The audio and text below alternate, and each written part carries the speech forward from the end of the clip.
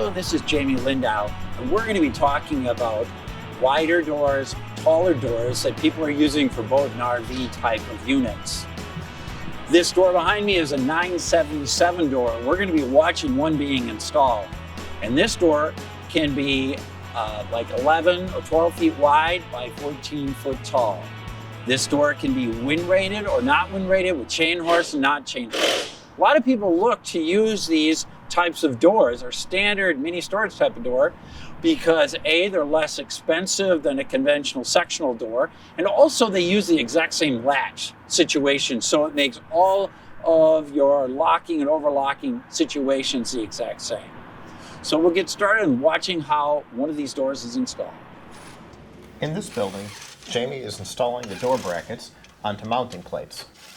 Depending on your building, or whether you're retrofitting or if it's new construction, you may or may not have the plates, or your plates may be different.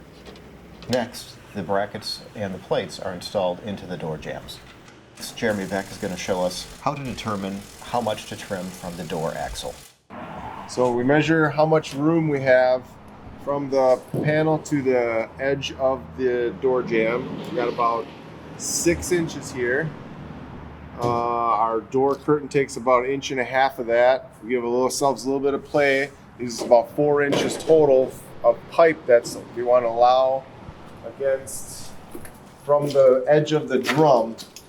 So we just come over here. We're going to mark 4 inches, and then we're going to cut this off. On this particular project, Trac-Rite's buildings have 1 foot wide jambs. That makes for a pretty tight installation. Next, the sprocket for the chain hoist is bolted into place.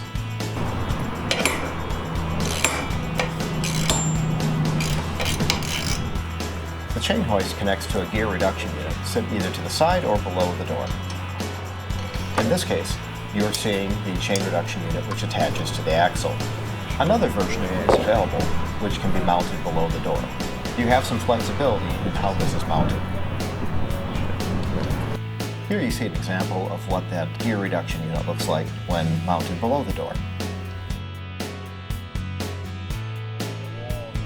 Before raising the door into place, you'll also install the saddle tensioner and the axle saddle.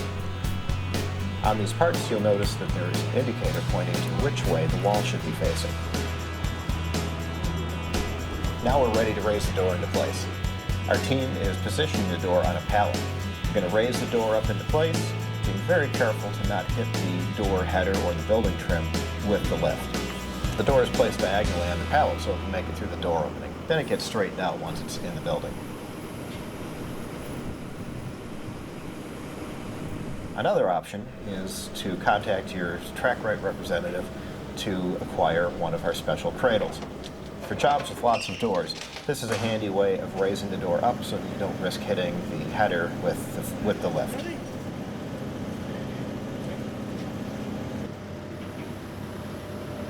As the door is raised into place, you'll need one person on each side with a tall ladder to position the door onto the brackets.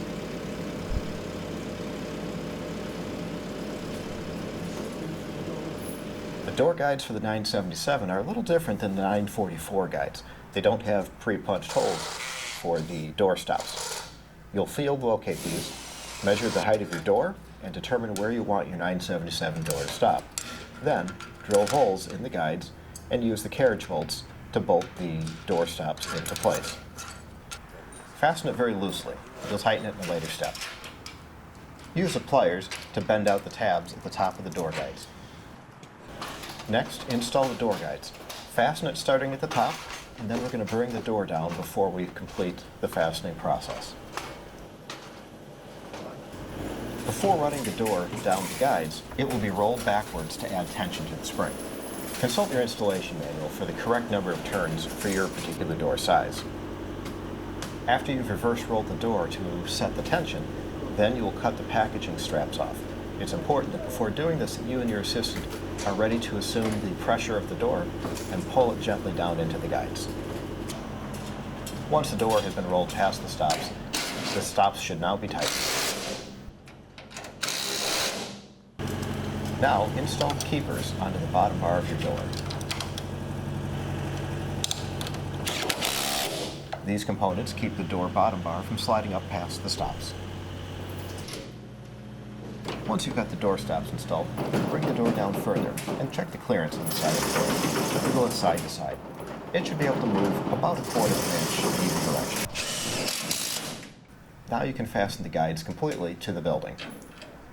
The guides have slotted holes. Aim to attach them in the middle so that you have a little bit of adjustment available if needed.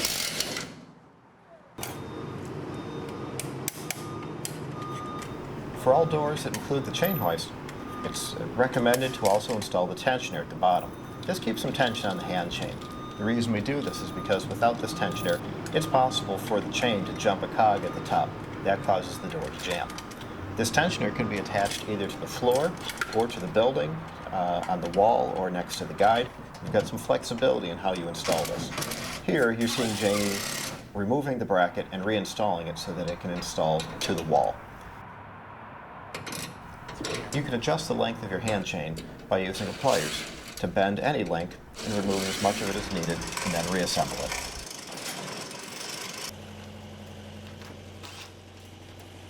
One of the last steps of installing your roll-up door will be to install the handles. The 977 door will come with a handle in the center, and another should be installed next to the latch. The pull rope can also be installed at this time.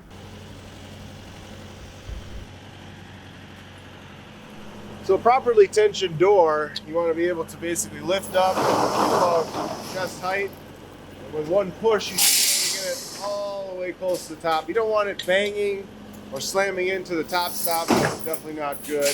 Coming down should be nice, smooth. It's about here. One hand, pull, push down. That's how it works. So we're on the ground now. I just kind of wanted to walk over the tension adjustment system that is installed on the door prior to it going up. And once the door is up and installed, you are able to adjust the tension on these doors. So what you'll need for this is a pipe wrench. I think it's about 18 inches. Something this size or bigger is recommended because you will be holding a lot of tension on the springs. And a 3/8 wrench. This will use to loosen and tighten the set screws that actually hold the tension after you get it set to where you want to. So to use it, you want to grab your end of the pipe, and to add tension you would basically just pull down and this would stay up there and you're adding tension. To remove, you want to assume the spring tension, loosen that, and that will take the tension off.